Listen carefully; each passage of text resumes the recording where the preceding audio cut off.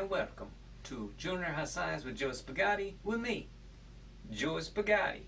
Now, it's been a while since we talked about a little bit of science, so I thought let's go back to the basics, scientific method. Now, in our class we talked about 6 different parts of the scientific method, so I'm going to give you a chance to name those.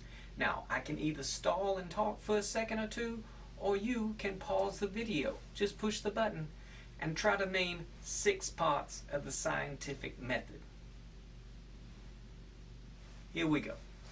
First is observation. You got to make observations around the world around you. Next is a hypothesis. After that, we will do experiments. Then we'll talk about data. After we get our data, then we form a conclusion. After we have that, we communicate our results to other people. Now, to follow those steps, today we're going to talk about a step test. Now, some of you may remember the step test that we've done before. It's been a while, but I thought, let's do it again. What's the problem?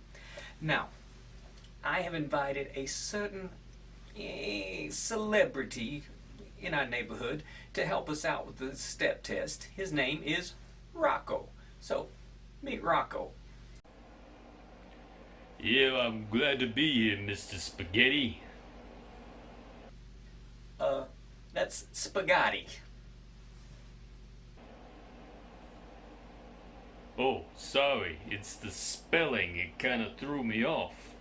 You know, hey kids, I'm gonna walk you through this step test. But first, Mr. Spaghetti, he's gonna walk you through the scientific method. Alright, before Rocco talks about our experiment, we gotta look at an observation. Now, think of it this way.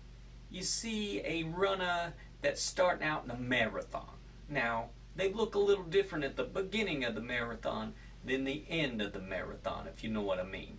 Or think about you walking down the hallway at school versus you trying to run a touchdown on the football field or running full court in the basketball gym. 2 totally different things. Walking slow, running fast, getting tired, all sweaty, nasty. That's your observation. Now next we got to have a hypothesis. We call that an educated guess. Now also, to be very specific, we did an if-then statement.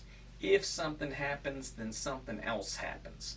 So for today with our step test, we're going to say if we step for a longer time, then we may get tired and that will affect our number of steps.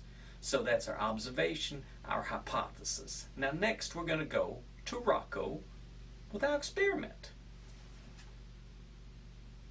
Okay, let's go ahead and get this test started. Now, first thing you gotta do is find a place in your house where you got a line on the floor, or there's a difference between 2 rooms, so you can look down at your feet and see where you've been stepping. Okay, now we're gonna step for 30 seconds. Forward, forward, back, and back is 1. Here goes our timer, and go.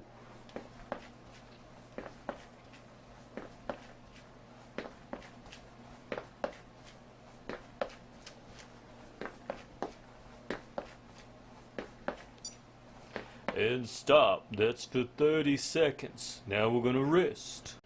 Now I got a little tired with that one, but here we go. This time we're going for 60 seconds. On your mark, get set, go!